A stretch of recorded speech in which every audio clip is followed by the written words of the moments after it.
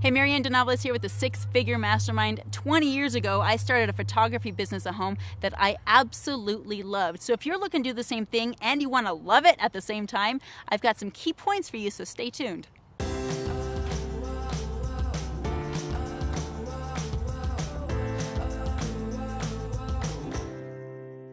Well, starting a photography business from home is something I did 20 years ago. So, I can give you a few tips and tricks to do it successfully, okay? The first thing you're going to want to do is please get yourself an education. I don't care if you do it through college, university, or you hire a mentor, but you've got to know what you're doing with that camera, and you've got to know what you're doing with the people on the other side of the camera. So a top photography hack that might surprise you: take a course in psychology. Understand how people work, because as a photographer, your clients should not remember you at all when they look at the pictures. When they look at their pictures, you want them to remember how fun it was for them to be together, to be with each other. Their job is to create the memories. Your job is to document it, not to be this super stressful photographer that's trying to get the dad or the child to smile the whole time while the mom's just fussing around trying to create clothing that's not wrinkled or keep handprints off herself, right? They want to have a fun experience. So get an education in photography and your camera, read your camera manual, and get some kind of an education in psychology and how the human brain works and how to just work with people, okay? Especially if you're doing portrait photography, right? The first thing you're going to want to do is start building your portfolio. Okay, this means just going out there and shooting. If you've just created your portfolio with no images in it, there's no reason for anyone to hire you as a photographer. So go shoot everything you possibly can and find your niche. You might find that you like landscapes. You might find that you love working with babies. You might find that you love doing families. Maybe you love travel photography. Maybe you love weddings. Maybe you want engagements or maternity or couples shoots or single or high fashion. There are so many different kinds of photography that I haven't even scratched the surface on. So shoot everything you possibly can, and when you do that, you're going to find what you love to shoot most.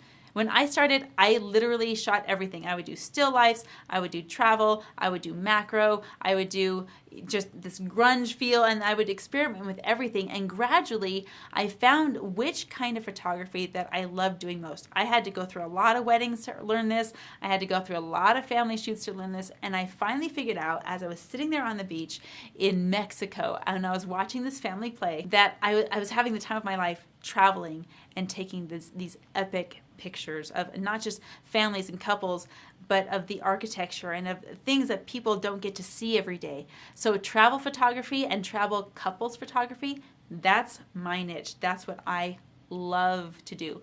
Will I do the occasional wedding every now and then? Sure. Will I do professional headshots every now and then? Absolutely. If I love it, if I, want to work with that person. But my favorite thing to do is travel photography. That's my niche. Okay, so discover your niche just by shooting everything that you possibly can and save it for your portfolio. Okay, a tip from the pro: get yourself an external hard drive. Please, at least a few terabytes in size. I bought 2 terabytes external hard drive off of newegg.com a couple years ago. That thing's almost full and it's growing quickly. So get yourself an external hard drive for storage. Also, please, pretty please, back up your work off-site using a site like Carbonite, okay? You are dealing with huge files here. You're dealing with many huge files, and you're dealing with priceless memories that you can't get back. And unless you have triple backup, meaning your hard drive, your external hard drive, and something off-site, you don't have backup at all. So triplicate or nothing, okay? On-site, off-site, and on your hard drive. So please back up your work. Also, just a word, something that I wish I had done when I was first starting out, okay? Metadata. If you don't know about metadata, learn about metadata. Metadata is like this little sidecar file is what it's called. It's all the information about your picture. It's got the location of your picture. It's got the time your picture was taken. It's got your camera's data on there, what f-stop, what aperture, what shutter speed. It's got all of the information on there. You can actually manipulate that metadata to put some extra information in there. So for example, if you went to Mexico and you shot a family on the beach there, then you would go into that metadata and add the word Mexico, add the word family session, add the word Puerto Vallarta if you happen to be there, add the word whatever color they were wearing, or add the word beach, anything that describes that picture, because you never know. You never know when you're going to be, inspired by a contest and want to pull your beach pictures, and then you want to find that one, but you've got so many files you can't find it because you didn't add beach to the metadata sidecar file. You follow me? So manipulate that metadata sidecar file as soon as you shoot the picture and get it into your Lightroom, okay? Add that metadata. Just promise you, do yourself that favor right now. Another thing you need to know when considering photography is Instagram. Instagram is where all the photographers hang out. In fact, a lot of photographers don't even have a website anymore just because they're using Instagram exclusively. Instagram is all about images, so start a very high quality Instagram profile. And in fact, you can check out some more of my videos on how to create a very stunning Instagram profile, which you're going to need for your photography business. That being said, you need to master hashtagging. Hashtagging is almost like adding data to your sidecar file in your pictures on your hard drive, except now you're doing it for the public. So if you have a wedding that you shot, make sure you hashtag wedding and the location of your wedding. If you have a family, make sure you have all of the relevant hashtags for that. And in fact, I have another video for you about how to find the most popular hashtag for your images. So become a ninja at hashtagging. When you're starting your own photography business, it's so important to have contracts in place. If you've watched any of my other videos, you know that I care a lot about managing customer expectations. That's why I've recorded so much content on it. Those are going to be all outlined in your contract, and you need your contract to cover you in case there's some kind of a dispute. So I don't care if you're photographing friends and family and think, oh, I don't need to do a contract for this one. Wrong. Get a contract, have everyone read it and sign it.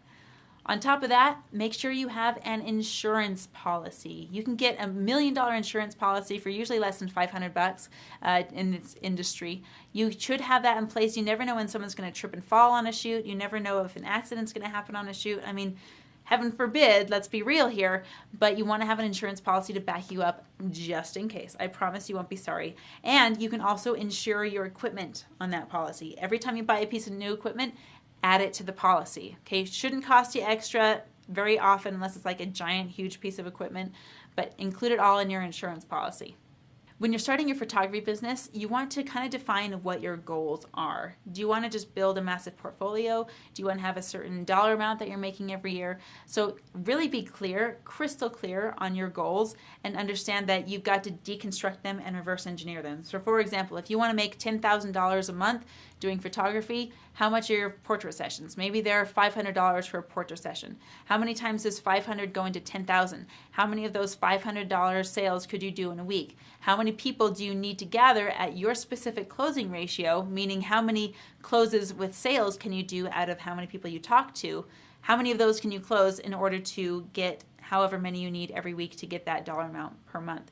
So reverse engineer your goals and then have a daily action step to do with each of those. Okay, so we've talked contracts, we've talked what to do with your images, we've talked storage. So I want to actually go to a question that came in on Quora. And this question is from Tiberiu Teslianu. I hope I pronounced your name right. Forgive me if I didn't. And the question is this: is photography meant only for the rich?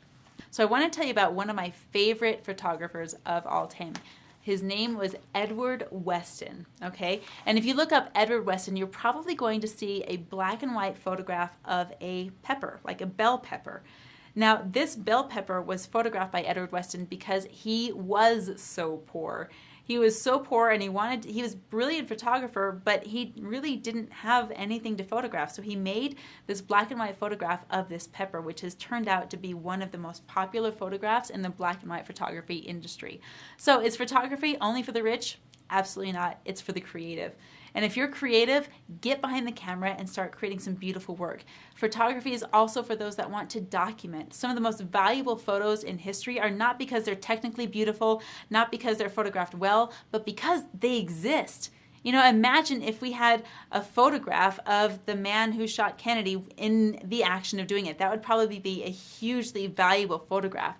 Imagine first edition photographs of people like Abraham Lincoln, or imagine if cameras were around in the time of George Washington, how valuable that photograph would be. So photography, It's for everybody. It's for those that want to document and remember. It's for creative artists, and it's for anyone that values looking at a piece of history. Okay? So thanks for submitting your question on Quora. I look forward to seeing more of yours there. I'll be checking back in. But if you're interested in starting your photography business at home, I'm going to encourage you to just get started. Go out there and shoot something super cool today. Thanks for watching today. I hope you enjoyed today's video. Go out there, start shooting, create amazing images. In fact, if you want to learn how to build a 6-figure business doing what you love and having time for your family, hit me up in the link in the description below because I'm going to walk you through exactly how to do that.